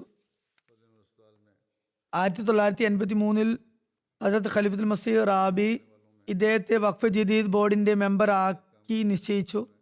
മരണം വരെയും വഖഫ് ജദീദ് ബോർഡ് മെമ്പർ ആയി അദ്ദേഹം തുടർന്നു. അദ്ദേഹത്തിന്റെ ഭാര്യ എഴുതുന്നു, അദ്ദേഹം ബന്ധുക്കളെ നല്ല നിലയിൽ ബന്ധുത്വം നിലനിർത്തുന്നവരായി വ്യക്തിയായിരുന്നു. നല്ലപോലെ അവരുടെ കാര്യങ്ങൾ ശ്രദ്ധിക്കുമായിരുന്നു. മാതാപിതാക്കൾ, സഹോദരി സഹോദരന്മാർ, അടുത്ത ബന്ധുക്കൾ, എൻ്റെ മാതാപിതാക്കൾ, ബന്ധുക്കൾ തുടങ്ങി എല്ലാവരെയും ചേർത്ത് പിടിക്കുമായിരുന്നു. അവരുടെ സുഖദുഃഖങ്ങളിൽ എപ്പോഴും ഭാഗവാക്കാകുമായിരുന്നു. അത്തരം ഉത്തരവാദിത്തങ്ങളിൽ നിന്നും ഒരിക്കലും പിൻവലിഞ്ഞതായി എനിക്ക് ഓർമ്മയില്ല. എല്ലാത്തിനും ഉത്തരവാദിത്തങ്ങൾ നേരിട്ട് ഏറ്റെടുക്കുമായിരുന്നു. അതിലൊരു വീഴ്ചയും വരുത്തിയിട്ടുണ്ടായിരുന്നില്ല. വീട്ടിലെ ഏറ്റവും പ്രായമുള്ളവരെ ചികിത്സിക്കാനും അദ്ദേഹത്തിന് തൗഫീഖ് ലഭിച്ചിരുന്നു. രോഗികളുടെ സുഖവിവരങ്ങൾ അറിയാൻ അവരുടെ വീടുകളിൽ ചെല്ലുമായിരുന്നു. അതുപോലെ അഗതികളെ എല്ലാ നിലക്കും സഹായിച്ചിരുന്നു. ആവശ്യം പറഞ്ഞു വന്ന ആരെയും അദ്ദേഹം വെറും കൈയോടെ അയച്ചിരുന്നില്ല. നിരവധി പെൺകുട്ടികൾക്ക് വിദ്യാഭ്യാസം നൽകി വിവാഹം വരെയുള്ള അവരുടെ എല്ലാ ചെലവുകളും വഹിച്ചു. ചില പെൺകുട്ടികൾ എനിക്കും ഇത്തരത്തിൽ എഴുതിയിട്ടുണ്ട്. ഇവർ വീട്ടിൽ തന്നെ താമസിക്കുകയും സ്വന്തം മക്കളെ പോലെ അവരെ പരിപാലിക്കുകയും അതിനുശേഷം വിവാഹം നടത്തി കൊടുക്കുകയും ചെയ്തു. രോഗികളുടെ ഫീസും മറ്റും മാപ്പാക്കുകയും ചെയ്തിരുന്നു. പലരും എനിക്ക് അതിനെ പറ്റിയും എഴുതിയിട്ടുണ്ട്. മാത്രമല്ല സ്വന്തം നിലക്ക് മരുന്നുകളും പൈസയും ഒക്കെ നൽകുമായിരുന്നു. ഖലീഫമാരുമായും നല്ല അടുത്ത ബന്ധമായിരുന്നു. ബന്ധുത്വപരമായി ഉള്ള അടുപ്പവും ഉണ്ടായിരുന്നു ഖലീഫമാരുമായി. ഇതുവരെ ഉണ്ടായ എല്ലാ ഖിലാഫത്തുമായും വളരെയേറെ ആദരവോടും ബഹുമാനത്തോടുമുള്ള പെരുമാറ്റമായിരുന്നു അദ്ദേഹം കാഴ്ചവെച്ചിരുന്നത്. കുട്ടികളെയും അതിനെക്കുറിച്ച് ഉപദേശിച്ചിരുന്നു. സ്വയം കർമ്മത്തിലൂടെയും അത് ചെയ്ത് കാണിച്ചിരുന്നു. എന്നേക്കാൾ വളരെ പ്രായം കൂടുതലായിരുന്നു, ഇത് 6-7 വർഷം. എന്നാൽ എപ്പോഴും ഖിലാഫത്തിന് ശേഷം എപ്പോഴും ആദരവും ബഹുമാനവുമാണ് അദ്ദേഹത്തിൽ നിന്നും കണ്ടിട്ടുള്ളത്. ഖിലാഫത്തിന് മുമ്പും ഞാൻ നാസറാല ആയിരുന്ന സമയത്തും വളരെ ബഹുമാനാദരങ്ങളോടെ അദ്ദേഹം പെരുമാറുമായിരുന്നു. ഹസരത്ത് ഖലീഫത്തുൽ മസീഹ് റാബി റഹ്മുല്ലാഹുവിന്റെ അവസാന രോഗാവസ്ഥയെ സംബന്ധിച്ച് അദ്ദേഹത്തിന്റെ ഭാര്യ എഴുതുന്നു, ഡോക്ടർ മുബഷിറിനെ ഉടനെ പറഞ്ഞയക്കുക എന്ന് ഖലീഫത്തുൽ മസീഹ് റാബിന്റെ ഫോൺ വന്നു. അദ്ദേഹം രാത്രി ഈ സന്ദേശം കേട്ട ഉടനെ തന്നെ അവിടെ നിന്ന് പുറപ്പെട്ടു. അവയുടെ മരണം വരെയും അവിടെ തന്നെ ഉണ്ടായിരുന്നു. ഹസരത്ത് ഖലീഫത്തുൽ മസീഹ് റാബി ഹസരത്ത് ആസിഫ ബേഗം സാഹിബിയുടെ വഫാത്ത് സംബന്ധിച്ച് പറയുന്നു, മുബഷിർ ലിഫ്റ്റിനടുത്ത് എന്നെ കൊണ്ടുപോകാൻ വന്നിരുന്നു. അപ്പോൾ തന്നെ ഭാര്യ മരണപ്പെട്ടുവെന്ന് എനിക്ക് ബോധ്യമായി. കാരണം അവയുടെ ആരോഗ്യം മോശാവസ്ഥ മാത്രമായിരുന്നെങ്കിൽ അവിടെ തനിച്ചാക്കി മുബഷിർ എവിടേക്കും പോകുമായിരുന്നില്ല എന്ന് എനിക്ക് ഉറപ്പായിരുന്നു. അതുകൊണ്ട് തന്നെ മരണപ്പെട്ടു എന്ന് ഞാൻ ഉറപ്പിച്ചു. ഹസരത്ത് ഖലീഫത്തുൽ മസീഹ് റാബി റഹ്മാന്റെ രോഗാവസ്ഥയിലും അദ്ദേഹം ചികിത്സിക്കാൻ വേണ്ടി UK വന്നുകൊണ്ടിരുന്നു. ഹസരത്ത് ഖലീഫത്തുൽ മസീഹ് റാബിയും തന്റെ രോഗാവസ്ഥയ്ക്കിടയിൽ ഇദ്ദേഹത്തിന്റെ സേവനങ്ങളെ അനുസ്മരിച്ചിരുന്നു. അദ്ദേഹത്തിന്റെ ഭാര്യ എഴുതുന്നു, ഒരിക്കൽ അദ്ദേഹത്തിനെ പറ്റി ഒരു തെറ്റായ പരാതി ഉണ്ടായി. അത് അന്വേഷിക്കാൻ ഒരു കമ്മിറ്റി നിശ്ചയിച്ചു. ആ സമയത്തും കാലത്തിന്റെ ഖലീഫയുടെയും നിസാമിന്റെയും അങ്ങേറ്റത്തെ അനുസരണമാണ് ബഹുമാനമാണ് അദ്ദേഹം കാഴ്ചവെച്ചത്. അനുചിതമായ കാര്യങ്ങളൊന്നും തന്നെ അദ്ദേഹം പ്രകടിപ്പിച്ചില്ല. കമ്മിറ്റി മുഴുവൻ അന്വേഷണത്തിന് ശേഷം അദ്ദേഹത്തെ അക്കാര്യത്തിൽ നിന്നും കുറ്റവിമുക്തനാക്കുകയുണ്ടായി. അദ്ദേഹത്തിന്റെ മകൻ എഴുതുന്നു, ചീനിയോട്ടിയിലെയും പ്രാന്തപ്രദേശങ്ങളിലെയും പല എതിരാളികളും രഹസ്യമായി വീട്ടിലെത്തി ചികിത്സ തേടിയിരുന്നു. അദ്ദേഹത്തിന് അനഹമ്മദികളായ നിരവധി രോഗികളുണ്ടായിരുന്നു. അത് എനിക്കും അറിവുള്ളതാണ്. പ്രദേശത്തുള്ള നിരവധി രോഗികളെ അദ്ദേഹം ചികിത്സിച്ചു. അതുകൊണ്ട് അന്നാട്ടിൽ അദ്ദേഹത്തെ പറ്റിയും റബിയെ പറ്റിയും നല്ല ഖ്യാതി ഉണ്ടായിരുന്നു. ഹജറത്ത് മസീഹ് അലൈഹി ഇസ്ലാം തന്റെ അവസാന രോഗാവസ്ഥയിൽ മരുന്ന് കഴിക്കാൻ വേണ്ടി ഒരു ചെറിയ ടീസ്പൂൺ ഉപയോഗിച്ചിരുന്നു. ഹജറത്ത് അമ്മാജാൻ റളിയല്ലാഹു അൻഹ, അതായത് ഹജറത്ത് ഉമ്മേ നാസിറിന് നിന്റെ മക്കളിൽ ഡോക്ടർ ആകുന്നവർക്ക് അത് കൊടുക്കണമെന്ന് പറഞ്ഞു അത് കൊടുത്തതായിരുന്നു. അത് പരേതന്റെ പിതാവായ ഡോക്ടർ മിർസ മുനവർ അഹമ്മദ് സാഹിബിനാണ് കിട്ടിയത്. അതിനുശേഷം അദ്ദേഹത്തിന് അത് കൈമാറ്റം ചെയ്യപ്പെട്ടു. ചില സമയത്ത് ബർക്കത്തിന് വേണ്ടി ഡോക്ടർ മുബഷിർ സാഹിബ് തന്റെ രോഗികളെ അതുകൊണ്ട് മരുന്ന് കുടിപ്പിച്ചിരുന്നു. അദ്ദേഹത്തിന്റെ മരണത്തിൽ അനുശോചനം അറിയിച്ച് വന്നവരിൽ ജീവിതത്തിന്റെ എല്ലാ മേഖലകളിൽ നിന്നുമുള്ള ആളുകൾ ഉണ്ടായിരുന്നു. എന്നാൽ സാധു ജനങ്ങളായിരുന്നു വലിയ തോതിൽ ഉണ്ടായിരുന്നത്. മിയാ സാഹിബ് ഞങ്ങളോട് ഔദാര്യം ചെയ്യുന്ന ആളാണ് എന്ന് അവർ ആവർത്തിച്ച് പറഞ്ഞിരുന്നു.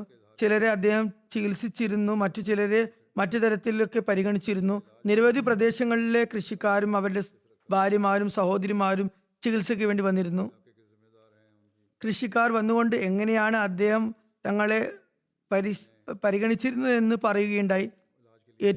ഇവരൊക്കെ അനഹമ്മദികളായിരുന്നു. തങ്ങളുടെ തലയ്ക്ക് മീതെ നിന്ന് ഒരു പിതാവിൻ്റെ തണലാണ് പോയതെന്ന് പറഞ്ഞ് അവർ വിതുമ്പുന്നുണ്ടായിരുന്നു. നമ്മുടെ ഹോസ്പിറ്റലിലെ നിരവധി ജീവനക്കാരും അനുശോചനം പ്രകടിപ്പിച്ച് പറഞ്ഞത് ഞങ്ങളുടെ ആശുപത്രി അനാഥമായെന്നാണ്. അങ്ങനെ എനിക്ക് കത്തെഴുതി. എല്ലാവരും വളരെ ദുഃഖവും വേദനയും പ്രകടിപ്പിച്ചു. ഏതായാലും അദ്ദേഹം എല്ലാവരുമായും നല്ല ബന്ധം സ്ഥാപിക്കുകയും ദരിദ്രരെ വളരെയധികം പരിഗണിക്കുകയും ചെയ്തിരുന്നു. സാധുജന പരിപാലനം നടത്തിയിരുന്നു. തിരുനബി സല്ലല്ലാഹു അലൈഹി വസല്ലം പറഞ്ഞു, ജനാസ എടുക്കുമ്പോൾ ജനങ്ങൾ ഏതോ ഒരു വ്യക്തിയെ കുറിച്ചാണോ മർഹൂമിനെ പറ്റിയാണോ നല്ലത് പറയുന്നത്, അയാൾക്ക് സ്വർഗം ഫറലായി എന്നായിരുന്നു. അള്ളാഹു ഇദ്ദേഹത്തിനെയും അതിനുള്ള ഒരു സാക്ഷാത്കാരമാക്കി മാറ്റട്ടെ. ഡോക്ടർ മിർസ സുൽത്താൻ അഹമ്മദ് സാഹിബ് പറയുന്നു, എൻ്റെ അറിവനുസരിച്ച് ജമാഅത്തിൽ ഏറ്റവും അധികം കാലം സർവീസ് ചെയ്ത ഡോക്ടർ എന്ന ബഹുമതി അദ്ദേഹത്തിനുള്ളതാണ്. ഇക്കാര്യം ഞാൻ മുമ്പ് വിവരിച്ചതാണ്. അദ്ദേഹം ജോലി ആരംഭിച്ച ഘട്ടത്തിൽ യാതൊരു തരത്തിലുള്ള സഹായിയോ കോമ്പൗണ്ടറോ ഒന്നും തന്നെ ഉണ്ടായിരുന്നില്ല, ഹെൽപ്പർ ഉണ്ടായിരുന്നില്ല. റൂം അടക്കാനും തുറക്കാനും രോഗിയെ വിളിക്കാനും എല്ലാം തന്നെ ജോലികൾ സ്വയം തന്നെ ചെയ്തിരുന്നു. ഒറ്റയ്ക്ക് തന്നെ ഓപ്പറേഷൻ തിയേറ്ററും മാനേജ് ചെയ്യേണ്ടി വന്നിരുന്നു. അനസ്തേഷ്യ കൊടുക്കാനും ആരും ഉണ്ടായിരുന്നില്ല, അതും സ്വയം ചെയ്യേണ്ടി വന്നിരുന്നു. ജോലിയെ പറ്റി അദ്ദേഹം പതിയെ മറ്റ് സ്റ്റാഫുകൾക്ക് ട്രെയിനിങ് നൽകി. അതിനുശേഷം ആസ്പത്രിക്ക് വലിയ പേരും പെരുമയുമായി. പറയുന്നു, ഇൻഫെക്ഷൻ്റെ തോതും മറ്റ് പ്രൈവറ്റ് ആസ്പത്രികളെ അപേക്ഷിച്ച് മരണത്തിൻ്റെ തോതും അവിടെ കുറവായിരുന്നു. അധികം രോഗികളും വിജയപരമായ ചികിത്സയ്ക്ക് ശേഷമായിരുന്നു ആസ്പത്രി വിട്ടിരുന്നത്. ഏതായാലും രോഗികളോടും അനഹമ്മദി രോഗികളോട് പ്രത്യേകിച്ചും അദ്ദേഹത്തിൻ്റെ പെരുമാറ്റം വളരെയധികം ശ്ലാഘനീയമായിരുന്നു എന്ന് എനിക്ക് വ്യക്തിപരമായും ആ കാര്യം അറിയാവുന്നതാണ്. സർക്കാരി ആശുപത്രിയിലുള്ള ഡോക്ടർ മുനീർ മുബഷിർ സാഹിബ് പറയുന്നു, ഡോക്ടർ സാഹിബിന്റെ വൈദ്യസേവനം റബോയിൽ മാത്രമല്ല മറ്റു ചുറ്റുപാടുമുള്ള സ്ഥലങ്ങളിലും പരന്നിരുന്നു എന്ന് എനിക്കറിയാം. പറയുന്നു, എൻ്റെ ജോലി എപ്പോഴും റബോയുടെ ഗ്രാമപ്രദേശങ്ങളിലായിരുന്നു. ഇദ്ദേഹം സർക്കാരിൻ്റെ റബോയിലെ ചെറിയ ചെറിയ ആസ്പത്രികളിലാണ് നിയമിക്കപ്പെട്ടിരുന്നത്. പറയുന്നു, മിക്കവാറും എല്ലാ ഗ്രാമത്തിലും പട്ടണങ്ങളിലുമുള്ള ആളുകൾ ഈ മർഹൂമിൽ വിശ്വാസമുള്ളവരായിരുന്നു. ഞാൻ പറഞ്ഞു വന്നതുപോലെ അതുകൊണ്ടാണ് നിരവധി അനഹമ്മദികൾ അദ്ദേഹത്തിന്റെ വഫാത്തിൽ അനുശോചനം അറിയിച്ച് വന്നത്. ഡോക്ടർ നൂരി സാഹിബ് എഴുതുന്നു, റബുവിൽ ഒറ്റയ്ക്ക് താമസിക്കുന്ന ഒരു വൃദ്ധനായ മനുഷ്യൻ തന്റെ മുറിയിൽ ഡോക്ടർ മുബഷിർ സാഹിബിന്റെ ഫോട്ടോ തൂക്കി വച്ചിരുന്നു. ഡോക്ടർ നൂരി സാഹിബ് അദ്ദേഹത്തെ കാണാൻ വേണ്ടി പോയതായിരുന്നു. അപ്പോൾ വളരെ ആദരപൂർവ്വം പ്രസൂതി രോഗി പറഞ്ഞു, ഡോക്ടർ മുബഷിർ അധികം എൻ്റെ വീട്ടിൽ വന്നിരുന്ന് എൻ്റെ സുഖവിവരങ്ങൾ അന്വേഷിച്ചിരുന്നു. അള്ളാഹു അദ്ദേഹത്തിന്റെ സൗഖ്യം നൽകട്ടെ. ഇത് അദ്ദേഹത്തിന്റെ ജീവിതകാലത്ത് നടന്ന സംഭവമാണ്. അദ്ദേഹത്തിന്റെ സേവനങ്ങളുടെ പ്രത്യേകതയും രോഗികളുടെ വികാര പ്രകടനങ്ങളെയും കുറിച്ചുള്ള കത്തുകളുടെ കൂമ്പാരമുണ്ട്. അത് എനിക്ക് ഇവിടെ വായിച്ചു തീർക്കാൻ സാധ്യമല്ല. ഞാൻ പറഞ്ഞതുപോലെ ഖിലാഫത്തുമായി അനിതര സാധാരണമായ ബന്ധമായിരുന്നു കാഴ്ചവെച്ചിരുന്നത്. അള്ളാഹു അദ്ദേഹത്തോട് പൊറുമയോടും കരുണയോടും പെരുമാറട്ടെ. തൻ്റെ പ്രിയരിൽ തൻ്റെ സമീപസ്ഥരിൽ ഇടം നൽകുമാറാകട്ടെ. മൂന്നാമത്തെ ജനാസ, അതായത് ഗായബ് ആയ രണ്ടാമത്തെ ജനാസ, ഇസ്ലാമാബാദിലെ സയ്യിദ് മഹ്മൂദ് അഹമ്മദ് സാഹിബിന്റെ ഭാര്യ സയ്യിദ് അമത്തുൽ ബാസിദ് സാഹിബയുടേതാണ്. കഴിഞ്ഞ ദിവസം അവർ വഫാത്തായി. ഇനാലില്ലാഹി വ ഇന്നാ ഇലൈഹി റാജിഊൻ. ഇവർ ഡോക്ടർ അബ്ദുൽ സത്താർ ഷാ സാഹിബിന്റെ പൗത്രിയും സയ്യിദ് അബ്ദുൾ റസാഖ് ഷാ സാഹിബിന്റെ പുത്രിയുമായിരുന്നു. ഹസ്രത്ത് ഉമ്മെ താഹിർ റളിയല്ലാഹു അൻഹയുടെ സഹോദര പുത്രിയും ആയിരുന്നു. മർഹൂമയുടെ പിതാവ് അബ്ദുൾ റസാഖ് ഷാ സാഹിബ് ആദ്യം ഐറിഷ് അഹമ്മദി വനിതയായ ഹനീഫ ഷാ സാഹിബിയെയാണ് വിവാഹം ചെയ്തിരുന്നത്. അവരുടെ ആദ്യത്തെ പേര് കാത്തലിൻ ഒബ്രായിൽ എന്നായിരുന്നു. ഈ വിവാഹം 1945 കെനിയയിലെ നെയ്റോബിയയിൽ വെച്ചായിരുന്നു നടന്നത്. ഇവരുടെ മാതാവ് പാകിസ്ഥാനിലും വന്നിട്ടുണ്ട്. ഷാ സാഹിബ് പാകിസ്ഥാനിലെ സിന്ധിൽ ജോലി ആവശ്യാർത്ഥം നിയമിക്കപ്പെട്ടിരുന്നു. അവർ അയർലൻഡുകാരിയായിരുന്നെങ്കിലും ഈ ചെറിയ ഗ്രാമത്തിൽ വളരെ ത്യാഗം ചെയ്തിട്ടാണ് കഴിച്ചുകൂടിയിരുന്നത്. അവരുടെ മക്കളും നല്ലപോലെ ത്യാഗം ചെയ്യുന്നവരായിരുന്നു. അമത്തുൽ ബാസിദ് സാഹിബ അവരിൽപ്പെട്ട ഒരു കുട്ടിയായിരുന്നു. അവരുടെ ഭർത്താവ് സയ്യിദ് മഹ്മൂദ് അഹമ്മദ് ഷാ സാഹിബ് പറയുന്നു, നമസ്കാരത്തിൽ പ്രത്യേകിച്ചും തഹജ്ജുദ് നമസ്കാരത്തിൽ വളരെയധികം കൃത്യനിഷ്ഠ പുലർത്തിയിരുന്ന ഒരു വ്യക്തിയായിരുന്നു. ചെറുപ്രായത്തിൽ തന്നെ തൻ്റെ പിതാവിനോടൊപ്പം തഹജ്ജുദ് നമസ്കാരത്തിൽ പങ്കുചേരുമായിരുന്നു. അവർ ദീനി പഠനങ്ങൾ, ദീനി അടയാളങ്ങൾ, ദീനി ചിഹ്നങ്ങൾ പാലിക്കുകയും ദീനി കാര്യങ്ങളിൽ കൃത്യനിഷ്ഠത കാഴ്ചവെക്കുകയും ചെയ്ത മഹതിയായിരുന്നു. എപ്പോഴും ദരിദ്രരെയും നിരാലംബരെയും സഹായിച്ചിരുന്നു. വളരെ കണിശമായി പർദ്ദ പാലിച്ചിരുന്നു. മർഹൂമ മൂസിയായിരുന്നു. സന്തപ്ത കുടുംബത്തിൽ ഭർത്താവും ഒരു മകളുമാണ്, അതുപോലെ 2 ആൺമക്കളുമാണുള്ളത്. ഒരു മകൻ സയ്യിദ് ബഷീർ അഹമ്മദ് ഇവിടെ UK-യിലാണ് താമസിക്കുന്നത്. സയ്യിദ് ഷാഹിദ് അഹമ്മദ് സാഹിബ് എന്ന ഒരു മകൻ കൂടിയുണ്ട്. മകൾ മജീദ മലിക് അമേരിക്കയിലാണ്. അവർ ഡോക്ടർ ആമിർ മലിക് സാഹിബ് അമേരിക്കയുടെ ഭാര്യയാണ്. അവർ പറയുന്നു, എൻ്റെ മാതാവ് എല്ലാവർക്കും പ്രിയപ്പെട്ടവളും പ്രസന്നവദനയുമായിരുന്നു. അവരുമായി കണ്ടുമുട്ടുന്നവർ അവരോട് സ്നേഹമുള്ളവരായി തീർന്നിരുന്നു. ഖിലാഫത്തിനോട് ആത്മാർത്ഥമായ സ്നേഹമുണ്ടായിരുന്നു. വളരെ ലോലഹൃദയവും ആഢ്യത്വമുള്ള വ്യക്തിത്വവും നല്ല സ്വഭാവങ്ങൾക്കുടമയുമായിരുന്നു. തൻ്റെ പ്രയാസങ്ങളെ വെളിപ്പെടുത്തിയിരുന്നില്ല. സാധു ജനപരിപാലനത്തിലും ദാനധർമ്മങ്ങളിലും വളരെ മുൻപന്തിയായിരുന്നു. പെൺകുട്ടികളുടെ വിവാഹത്തിനുള്ള സഹായം, സാധുക്കളുടെ വീടുകളിൽ കൃത്യമായി റേഷൻ എത്തിക്കുക, അനാഥരുടെ പഠനത്തിനുള്ള ചെലവ് വഹിക്കുക, സാധുക്കൾക്ക് ഭക്ഷണം നൽകുക തുടങ്ങി എല്ലാ കാര്യങ്ങളിലും മുൻപന്തിയിലായിരുന്നു. ചുരുക്കത്തിൽ തന്റെ സമയം മുഴുവൻ ദൈവദാസന്മാരുടെ സഹായത്തിൽ ചെലവഴിച്ചിരുന്നു. അത് ദുആയുടെ രൂപത്തിലായാലും സദക്കയുടെ രൂപത്തിലായാലും. അധികവും ദൈവിക കാര്യങ്ങളും ദൈവിക സഹായത്തിന്റെ കാര്യങ്ങളും പറയാൻ ഇഷ്ടപ്പെട്ടിരുന്നു. അള്ളാഹുവിനെ സ്നേഹിക്കുന്നവരായിരുന്നു. സൗഹൃദം കാണിക്കുന്ന, ദേവസ്വത്തോട് സൗഹൃദം പുലർത്തിയിരുന്ന സ്ത്രീയായിരുന്നു. അള്ളാഹുവും അവരോട് പ്രത്യേകമായ നിലയിൽ പെരുമാറിയിരുന്നു. അവരുടെ ദുആകൾ അള്ളാഹു ഒരുപാട് സ്വീകരിക്കുകയുണ്ടായി. അള്ളാഹു നിരവധി കാര്യങ്ങൾ ദുആ സ്വീകാര്യതയെ സംബന്ധിച്ച് നേരത്തെ തന്നെ അറിയിപ്പ് നൽകിയ നിരവധി സംഭവങ്ങൾ അവരുടെ ജീവിതത്തിൽ ഉണ്ടായിട്ടുണ്ട്. അള്ളാഹു ദുആ സ്വീകരിച്ചു എന്ന് നേരത്തെ തന്നെ അറിയിച്ചിരുന്നു. കഠിനമായ രോഗാവസ്ഥയിൽ നമസ്കാരങ്ങളിൽ ഒരു വീഴ്ചയും വരുത്തിയിരുന്നില്ല. നമസ്കാരം നഷ്ടപ്പെട്ടു പോകാതിരിക്കാൻ വേണ്ടി എപ്പോഴും വാച്ചിലേക്ക് സമയം നോക്കിയിരിക്കുമായിരുന്നു. അള്ളാഹു അവരോട് കരുണയോടെയും പൊറുമയോടെയും വർത്തിക്കുമാറാകട്ടെ, പദവികൾ ഉയർത്തുമാറാകട്ടെ. അവരുടെ മക്കൾക്കും അവരുടെ നന്മകൾ തുടർന്ന് കൊണ്ടുപോകാനുള്ള തൗഫീഖ് നൽകുമാറാകട്ടെ. മൂന്നാമത്തെ ജനസ ഗായിബ് ഷെരീഫ് അഹമ്മദ് ബന്ദേശ സാഹിബിൻ്റെതാണ്.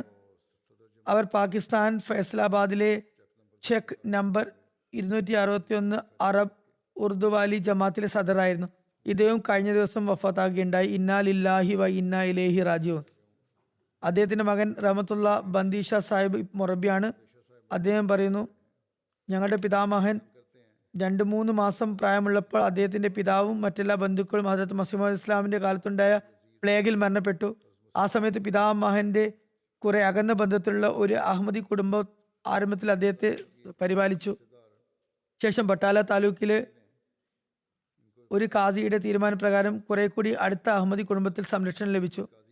ഇങ്ങനെ ആരംഭം മുതൽ തന്നെ അഹമ്മദി ചുറ്റുപാടിൽ വളർന്നുകൊണ്ട് അഹമ്മദിയ ജമാഅത്തിന്റെ ഭാഗവാക്കായി. മർഹൂം ഏകദേശം 50 വർഷം ഗ്രാമത്തിൽ സദർ ജമാഅത്തായിരുന്നു. നിരവധി നന്മകളുള്ള സാധു ദർവേഷ് സിഫത്തുള്ള വളരെ ദൈവഭക്തനായ ഒരു വ്യക്തി ആയിരുന്നു. ഇബാദത്തുകൾ ഉന്നത നിലവാരമുണ്ടായിരുന്നു. അശരണരുടെ, പ്രത്യേകിച്ച് ദരിദ്രരായ കുടുംബക്കാരുടെ സഹായങ്ങൾക്ക് മുന്നോട്ട് വരുമായിരുന്നു. ജമാഅത്തി സംവിധാനത്തെയും ഖിലാഫത്തിനെയും സ്നേഹിക്കുന്ന ഒരു വ്യക്തിയായിരുന്നു. സന്തപ്ത കുടുംബത്തിൽ 5 ആൺമക്കളും 3 പെൺമക്കളുമുണ്ട്. ഞാൻ പറഞ്ഞതുപോലെ അദ്ദേഹത്തിന്റെ ഒരു മകൻ റഹ്മത്തുള്ള ബന്ദേശ സാഹിബ് മൊബല്ലിഗാണ്. ഇപ്പോൾ ജർമ്മനി ജാമിയ അഹമ്മദിയിൽ അധ്യാപകനായി സേവനമനുഷ്ഠിക്കുന്നു. ഗ്രാമത്തിൽ എതിർപ്പുള്ള സാഹചര്യമായതിനാൽ അദ്ദേഹത്തിന് പിതാവിന്റെ ജനാസയിൽ യഥാസമയം പങ്കെടുക്കാൻ കഴിഞ്ഞില്ല. അള്ളാഹു പരേതനോട് കരുണയോടും പൊറുമയോടും വർത്തിക്കുമാറാകട്ടെ, പദവികൾ ഉയർത്തുമാറാകട്ടെ. എല്ലാ മക്കൾക്കും അള്ളാഹു അദ്ദേഹത്തിന്റെ നന്മകൾ തുടർന്ന് കൊണ്ടുപോകാനുള്ള തൗഫീഖ് നൽകുമാറാകട്ടെ.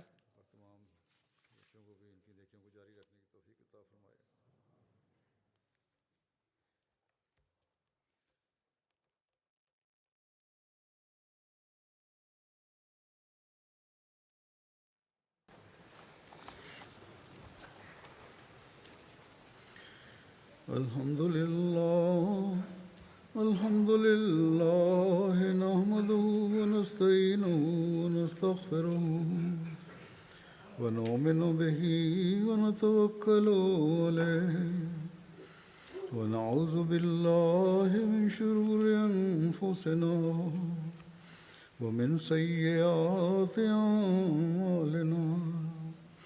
من يهده الله فلا مضل له ومن يضلل فلا هادي له ونشهد أن لا إله إلا الله ونشهد أن محمدا عبده ورسوله.